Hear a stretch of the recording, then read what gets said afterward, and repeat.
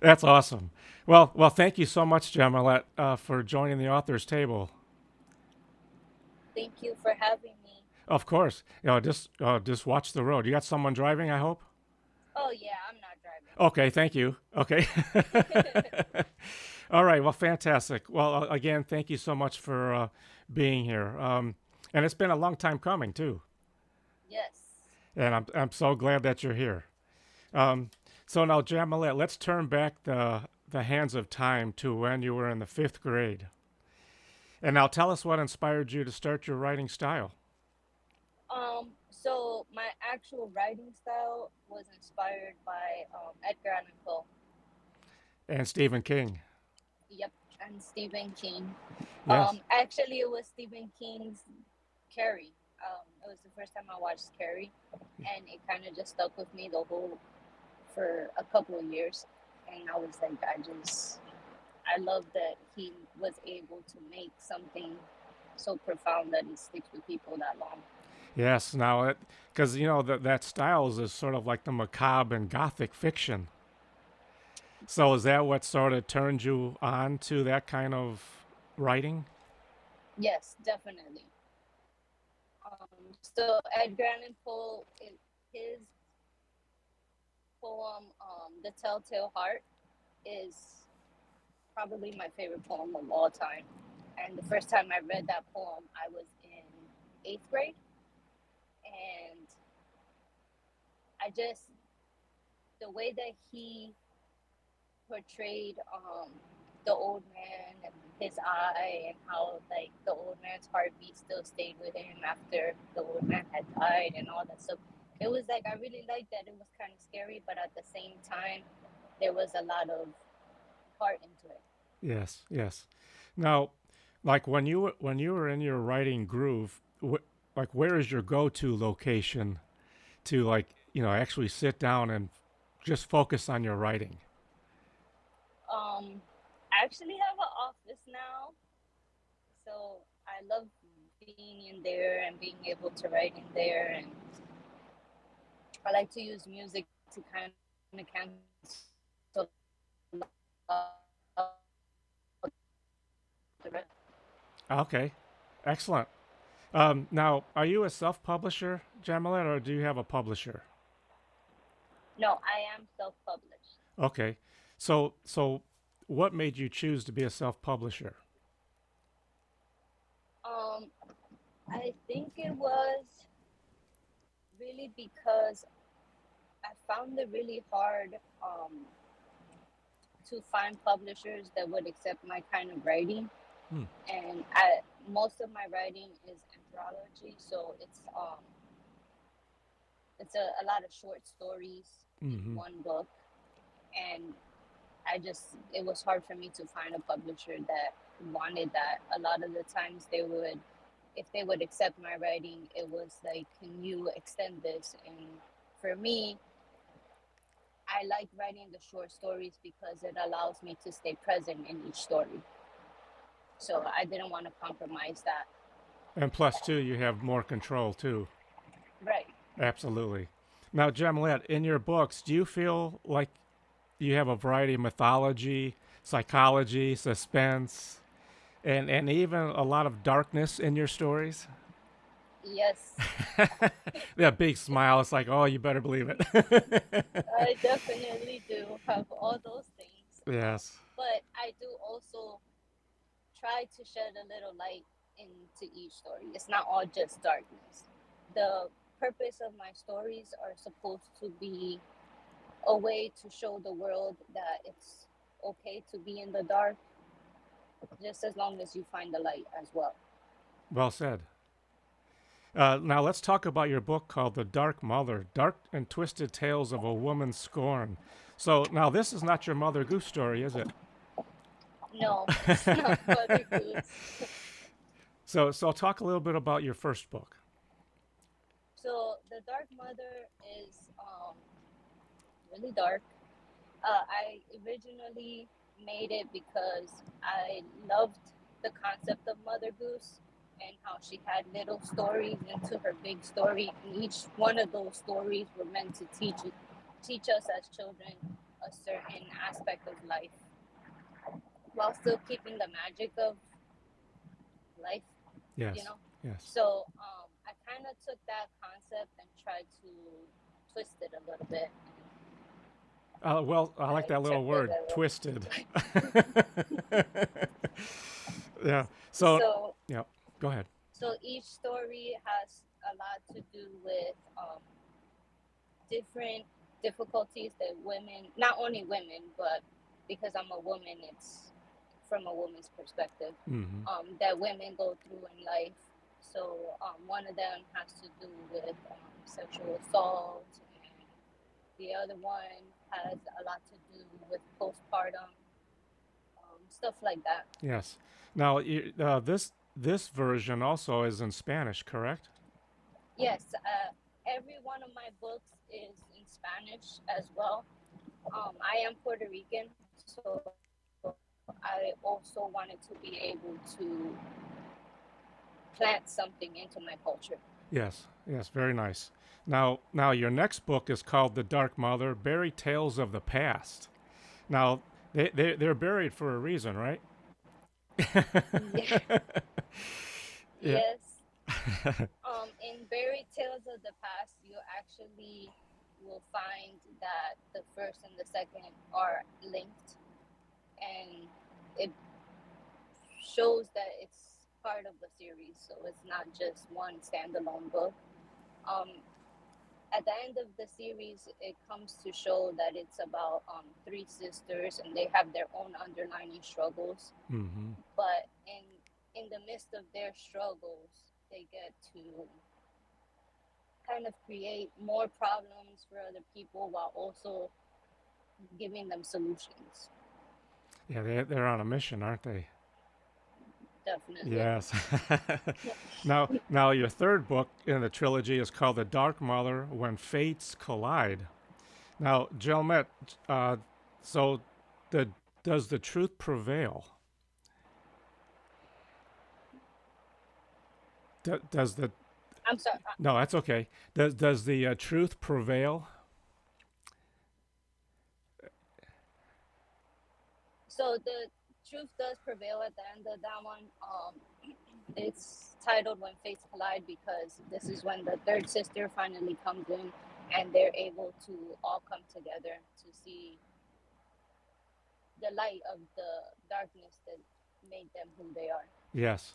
Now, like when you were putting your books together, Jamilette, did you already know the what you were going to do, like from the first one to the second to the third, or did it just like happen? Yeah, it definitely just happened. Okay. Oh, I didn't. It was not planned. oh, I When hear I some laughter originally in there.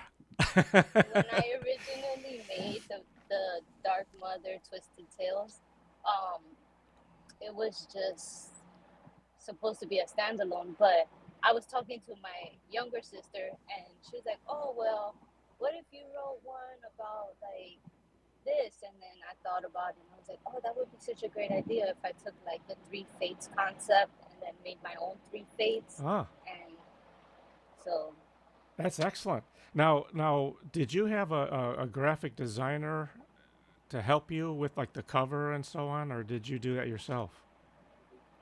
I do it myself. My sister, she's an artist, but she kind of just keeps her own stuff to herself. So I'll like do the rough drafts and send them to her, and then she kind of just touches them up for me. Oh, excellent. Well, tell her she did great work. Yeah, I love her work. She's amazing. I wish she would do something more with it, but she likes being able to paint and do her own things when she wants to do them. Okay, sure. Yes. That's now like was your process an easy one to put your books together, or was it a challenge? Um, it wasn't easy. The first book that I did, that one took me a little bit longer because I kind of just was stumbling through the whole thing, trying to figure everything out on my own. Yes. And I really didn't have anyone that I could reach out to and be like, "Hey, when you did this, was this supposed to be this way?" And I didn't have anybody to ask questions to, so I kind of just figured it out on my own as I was going along. Well But done. by the Yeah. time I got to the third book, it kind of just became easy because by the time I got to the third book, I was like, oh, I can do this. I remember this part. Yes. Now, like when you were actually writing Jamilette, did you have like an editor, or did you do all that yourself too? So I had an editor that I hired from Thumbtack, and I also KDP has a built-in editor, I guess, and then I also had myself, and I try to get a couple people to edit it before I. Till went to press, right? Yes, Yes. Well, well done. Uh, appreciate it. Thank of you. course. Now, Jamilette, you have another book though called "My Struggle with God."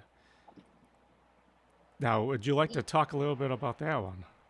Oh well, that one I kind of pulled it off of the shelves because that was kind of like my process in my spirituality, and then by the time I had published that one, I had already my views on things had changed, so I pulled Uh, it from do you from think? the shelves. Yeah. Do you think you may refine that one then, maybe, and bring it back to life? I've honestly thought about it. There's a couple of people that asked me to do that, Yes. so it's definitely an option. Okay. Yeah. Now, all your books formats, they're a hardcover, softcover, and on Kindle. Then, right? Okay. Now, Yes, do you think you may be bringing audio to those? yes. Actually, I just signed up. I'm still doing my research on it because I want to do it the right way. But I actually already signed up with Amazon Audio to do that. Like I said, I'm just doing the research so that it comes out correctly. Excellent. But it should be on audio within like the next 6 months. Oh, fantastic. That's all your books gonna be in audio? Yep, Oh, all of them. fantastic. That's awesome. Now, as a published author, what are some of the challenges you faced in publishing your books, and how did you overcome those obstacles?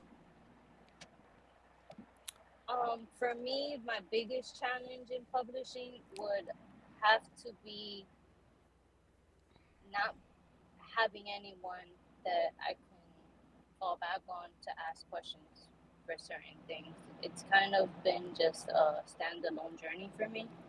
Um, I have overcome that by joining a lot of author groups, going to a lot of writing conferences, just finding resources where I can go and connect with other authors. Well, that's excellent. That's an excellent way to do that, to network and learn from others, and learning from you as well. Hopefully, one day. Yes. No, be positive. You're doing great though. I think you're doing well. Now, what are some of your techniques in marketing your books and really excelled for you? Like what was one of those like things that really stood out for you and then really excelled? What are some of those? I think the whole marketing process kind of stands out for me. I'm a very quiet person, just in general, so it's a little bit of a challenge for me going out and like talking and being on podcasts and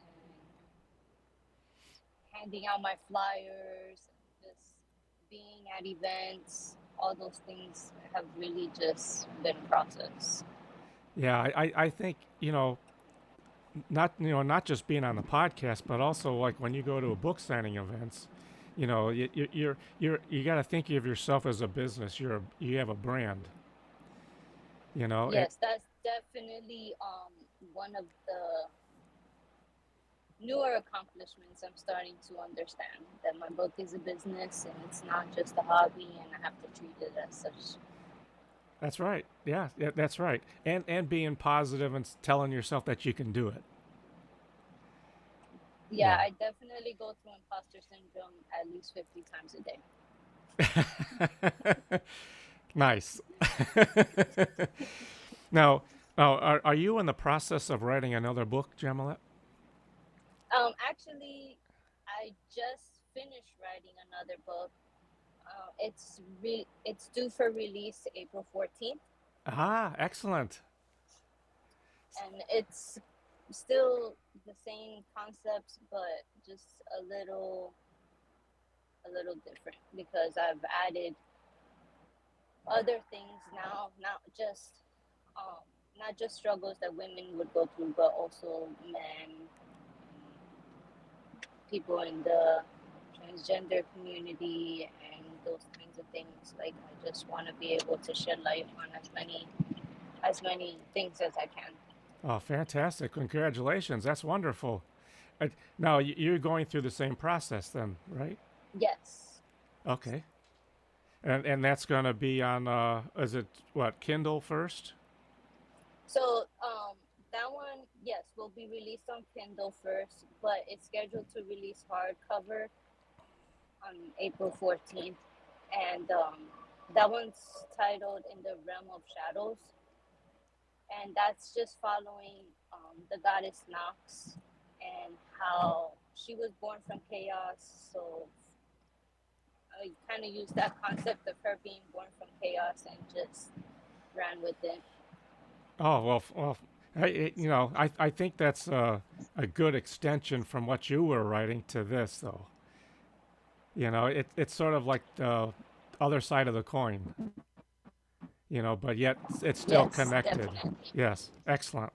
Now, now, what advice can you give to someone, Jamilette, that's just wants to become an author, and like, what advice can you give them to help them, focus and concentrate on their writing?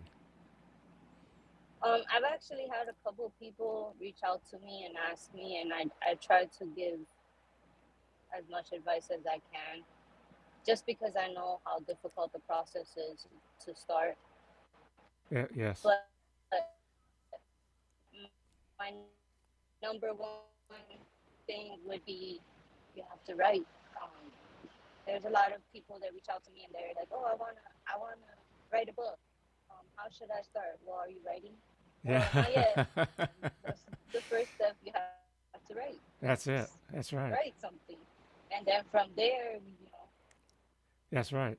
Now, you know, when you first was starting to write and to today and you look back, is it hard to believe and say, man, I did all that? It is so hard when because when I look at my flyers or when people reach out to me to ask me if I want to do certain events and stuff, um, I'm always like mind boggled by it because Yes. I was like, I can't even believe I started here and now people are asking me to do things. That's right. It isn't that a nice feeling though? You It accomplish so is. much. It's not just your writing, but what you went through, and you are able to, in a sense, write as a outlet, and you accomplish so much then after that. Definitely. I know even finding that there's certain women, and even now I have a couple teenagers that they have read my book and then they'll reach out to me, and just knowing that that has already impacted so many people is Absolutely. truly like a blessing for me. Like it really truly makes me feel like I'm contributing something to the world. Absolutely, and you have, and the fact too is, if you ever have an opportunity to get in front of people and speak about your experience and your journey, and your books, of course, but how many people you can influence to write.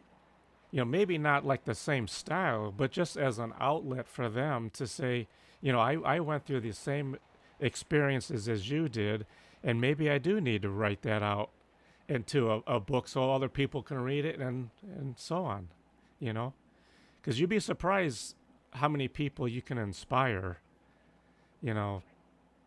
It, because it's not the easiest thing either to to to experience what you experience and then write. It is very hard. There was one story that I had written, and it was very dear to me. So I did honestly cry the whole time I wrote that story. Mm. So I do know that But I do know that it yeah, gets hard sometimes. yes, but it's you can laugh now because but at the time I'm sure it was very challenging, but you overcame that and you became something that you probably never ever thought it would be, and that has to be a very rewarding feeling, For sure. you know, and also, the fact that you're a self-published author, and you have four. Well, you're gonna have this should be your fourth book then, correct? Your new one. My fifth. Your fifth. Okay, yeah, and so to look back at that and think, man, I did this and people are loving it. That's got to be a great feeling. Yeah, it really is. And also I bet when you did your first book and actually get it in the mail and actually see it for the first time and then hold it and say, man, I did this, you know. The first time when I held my first book, it was very I didn't feel like, man, I did this. I felt like I had I felt like now that it was actually physically in my hand, I had a responsibility. And it honestly was a little bit scary. Oh yeah. So like the first like 6 months, I didn't even really talk about it Your book scared you, didn't it? because I had to like wrap my head around the idea that people are gonna be reading what I wrote. They're That's gonna be right. hearing my voice, and I had spent so much time like wanting to be heard that Yes. when I had that opportunity in my hand, it was like, do I actually want to be heard? And the answer is yes, you do. Yes, I do. That is fantastic. Now, Jamila, you do have a website, correct? Yes, it's www.jamilecintron.com. Fantastic. Now, have you actually had any buyers through your website? Yes, Excellent. So yes, how did that go?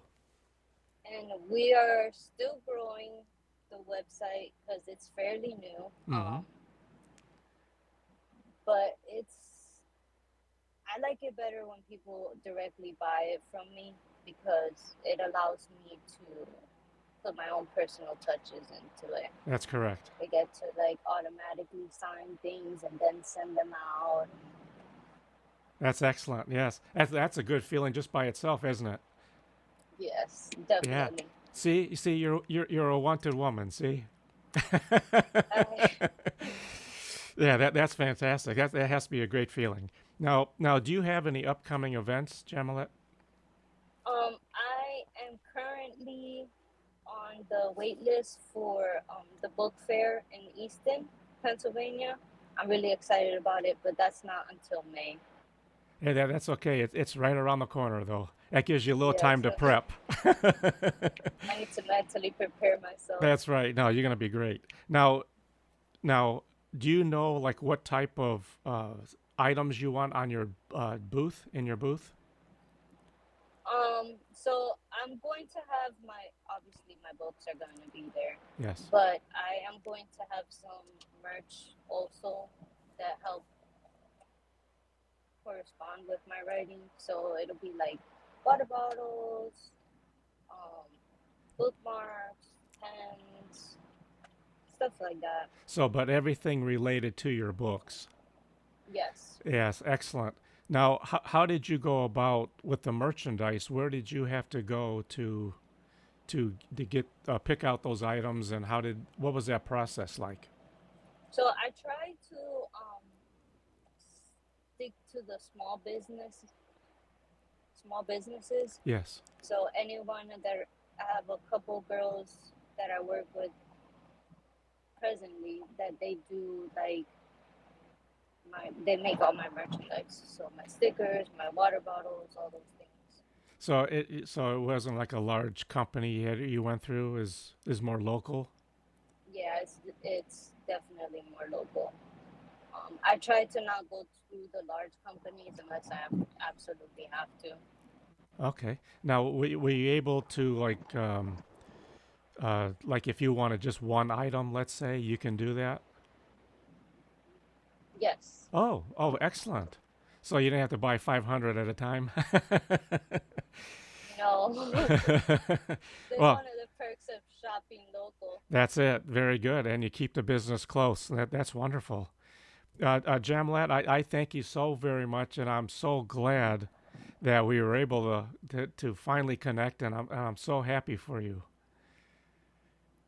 I really appreciate it. Thank you so much for having me, Brad. Of course, absolutely, and I wish you the very best, and please keep me in the loop for all your new adventures, and in the future we could get you back on and talk about some more stuff.